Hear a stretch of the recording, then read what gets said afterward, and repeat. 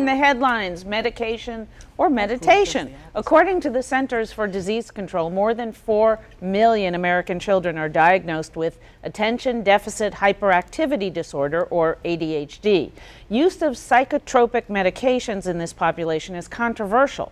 To the contrary, takes a look at how Transcendental Meditation, or TM, can help some young people to cope with ADHD without medication. This may seem like your typical middle school classroom, but twice a day, everything comes to a stop. These students aren't napping, they're meditating. It gives us a break during class, so we don't have to, we have a break so we can rest and not continuing on with the pressure and stuff. It kind of makes me feel more relaxed and less mad and angry. Say if I had a bad morning I get a lot of stuff off my mind. Zach, Cuyler, and Hameed all have ADHD. They attend Kingsbury Day School in Washington, D.C., a school for children with language-based learning disabilities. Every day, classes at Kingsbury stop for 2 10-minute Transcendental Meditation, or TM sessions. Researchers are finding TM may do more than just relax the children. It may actually decrease disabling aspects of ADHD. You know, working with these kids, they're having difficulty concentrating and keeping their attention to start with, and TM is the exact opposite. It doesn't require that they focus or that they control the mind in any way. So it's a perfect match for students with difficulty with ADHD or with attention, concentration, that kind of thing. TM was first introduced to the U.S. in the 1960s by Maharishi Mahesh Yogi and made popular by celebrities including the Beatles. 13-year-old Cuyler explains how it works. They give you your personal mantra and you're not allowed to tell it out to anybody. And then after that, then it just comes back in your head every time you close your eyes. Provide a sound that doesn't have an outside meaning, doesn't have a meaning that we can relate it to. So that it's a sound that particularly takes the mind inward. And then once the mind and the body experience that settledness, when the mind is settled, then the body becomes settled, and that's when changes start to take place. Get deep rest, begin to throw off stress, but we also see from the research that it enlivens the brain, and that's unique about TM. Pairing a meditation known for silence with a disorder characterized by inattention, lack of focus, and impaired impulse control may not seem like a practical solution, but supporters say TM's effect on a child's biochemistry parallels ADHD medications without the side effects. Serena Grosswald, a TM specialist and expert in cognitive learning, has been researching this for several years. 15% of people who are on sleeping pills are children diagnosed with ADHD. And those sleeping medications are not approved for children. There's some difficulty with mood swings as a side effect, and then these kids get put on antipsychotics or antidepressants, and the next thing you know, these kids are on cocktails of drugs. After 3 months using TM, 53% of students reported feeling less anxious and depressed, and more than a quarter reported improved ability to focus. Some students also said their organizational and problem-solving skills improved. That silence that they're experiencing is having an effect on the development of their brain. Teachers and administrators say they notice a difference too. A lot of what has become a little bit of a question to kids if they're really having a difficult time managing in the classroom and they come into my office, for example, I might ask them, well, did you meditate yet today? Some kids are a little resistant. I think because it's so hard for them to quiet themselves and to sit for that period of time. But what we see when we're working with the individual child is whatever it is that's the biggest impairment, the biggest obstacle for that child's growth and development is the thing that starts to change the most. So you might have a child that's withdrawn, for example.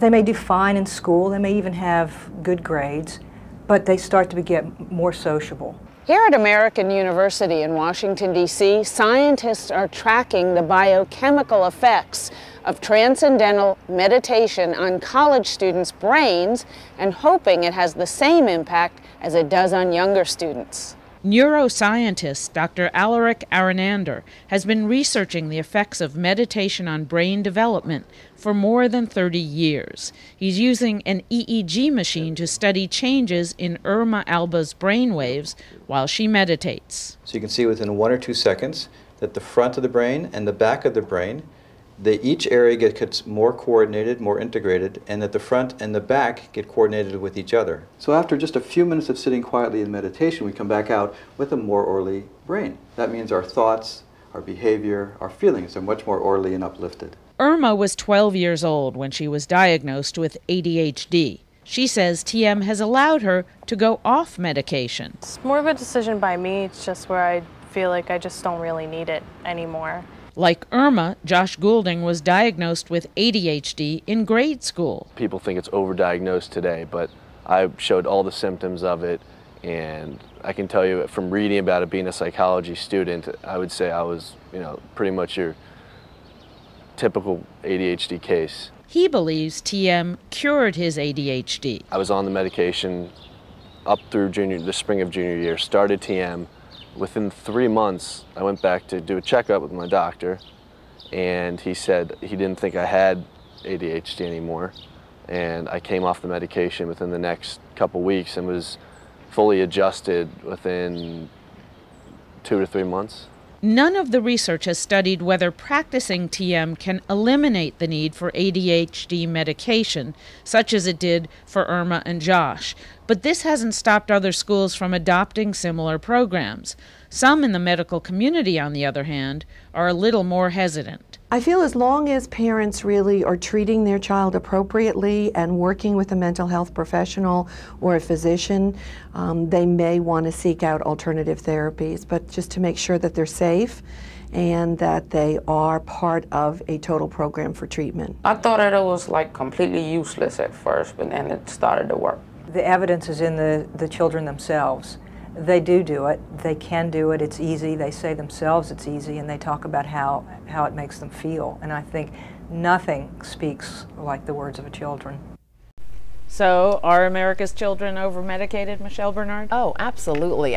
My personal opinion is absolutely. I mean, kids on sleeping pills, and one of the things that we know about ADHD is that the diagnosis it's very subjective, and there is a great possibility that too many people are being diagnosed with ADHD. I find this alternative type of therapy to be absolutely fascinating, and to know that so much of it is going on here in the Washington metropolitan area. The studies that are, I think, coming out of the Chelsea School, which is a private school in Silver Spring, Kingsbury in Washington. Let's not get too parochial. It's a national show. It's going on all over. But it's going all over. But I've got to say, the studies are showing that these kids that are involved with TM are showing enhanced cognitive skills. They're able to focus. They're able to pay attention, and it lasts. Whereas when their ADHD medication wears off, they've got to start all over again, and you sort of see them stepping back. I mean, I think parents have to be careful in making sure that they do what's absolutely right for their kids, but I think this is fascinating. I talked to Dr. Stixrud, who's one of the pioneers in this. He's a neuropsychologist, and he said that these children that we saw in the package are on ADD medicine, and in fact it would have been fairly difficult to get them to do the TM because these were kids with bona fide cases of ADD and very impulsive, problems with transitioning. And what he told me about was how those brainwaves do change, and what it takes away is the stress that stops these kids from being able to think before they act. And he told me about one child in the study he said, what's the difference between before you did this and now that you've done the Transcendental Meditation? He said, well, in the hall, if someone bumped into me, I just hit him. He said, now, what happens if someone bumps you in the hall? He says, well, if someone bumps me in the hall, I stop and think, do I want to hit him? So he doesn't say Om Nyoko Renge Kyo or something. Could somebody else get a word in as well? All I can say is get me some TM. I really do mean it. I think this has something to say to the entire society, and I'm fascinated enough about it to want to explore it further. I think that's the story, not simply of kids with ADHD, but to the massive ADHD in American society.